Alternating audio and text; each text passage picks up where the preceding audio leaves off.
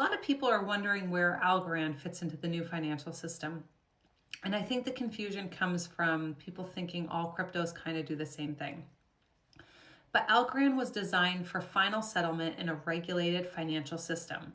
That means Algorand's job isn't moving money around, it's what happens after the money arrives. Algorand specializes in 4 things institutions care about: instant, irreversible settlement, tokenization of real-world assets, smart contract execution without forks, and full provability for compliance. Once a transaction is finalized on Algorand, it's done. There's no rollbacks, there's no reorgs. That's when blockchain rewrites its history. No uncertainty. So tokenization doesn't mean you turn a house into crypto out of thin air. It means you create a digital twin of a real asset with real rules. The first step would be the asset off chain, like a bond, a stock, a property, a fund, or even a fiat reserve for a stablecoin. The second would be Algorand issues a regulated digital token that represents that asset, basically a programmable wrapper.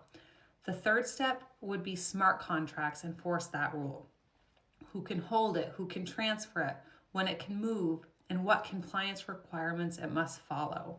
And the fourth step, that's when the token moves. Settlement is instant, meaning ownership updates immediately and it's visible, traceable, and provable in real time. Algorand was built to tokenize things like bonds, equities, real estate, funds, stablecoins, and even central bank digital currencies.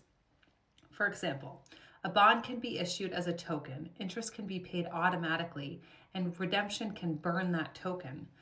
Real estate can be split into shares, rent can be distributed automatically, and a stablecoin can be minted one-to-one against a reserve with full traceability.